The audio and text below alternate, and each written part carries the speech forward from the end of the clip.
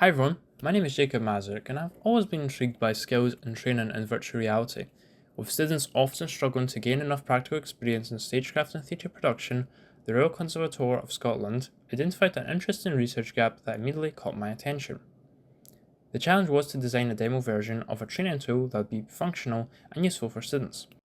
After discussions with the RCS tutors, we decided to focus on creating a VR fly system practice game.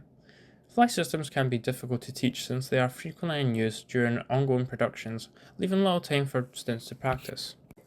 The key research objective was to determine how effective a VR series game could be in building practical skills for stagecraft students. This project builds upon a demo I originally developed for the Human-Computer Interaction course. While the demo was a basic game involving manipulating ropes to control curtains and lights, this master's project has evolved with substantial changes into a more complex and focused application.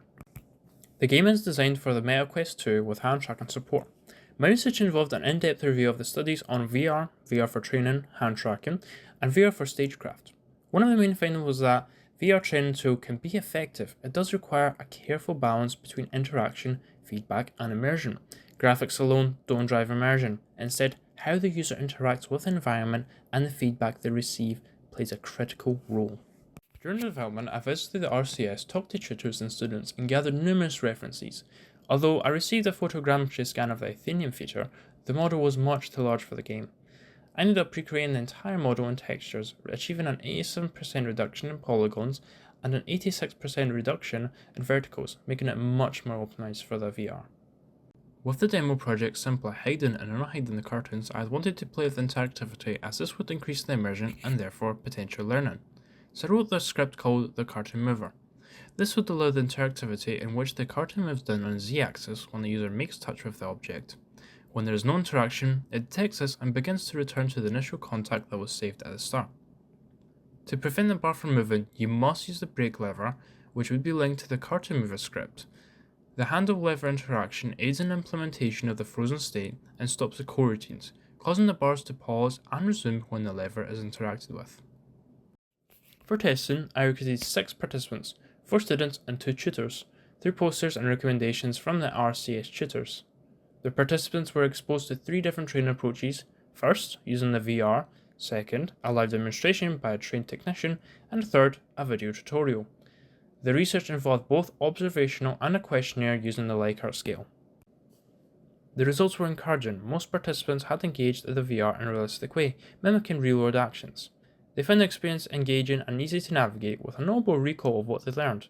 The comments left were also very positive.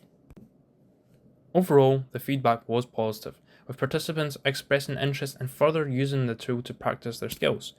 Even with those minimal fly system training, found the VR experience much more valuable and were eager to continue learning with it. However, there were some limitations, particularly with the hand tracking accuracy and the lack of tactile feedback. Many participants had noted the absence of weight, touch, and grip, which are crucial for fly system training. Future iterations could incorporate haptic controllers to better simulate these sensations.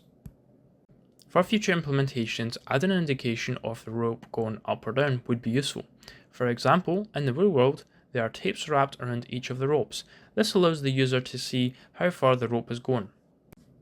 A UA system would also be useful for teaching key information such as if the brake is on or off. Control support with haptic feedback and adaptive triggers could help to push the feeling of weight and tension. A gamified quest log with different tasks could also help to drive the motivation of the player. Adding locomotion transport with hand tracking would also be pretty cool, but in the current demo you can still walk around if you have your room scale turned on. A big implementation could be a realistically animated NPC teacher who would be useful for teaching activities such as cradle shifting and rope pulling. This would enable the player to follow the movements of the NPC that they are following.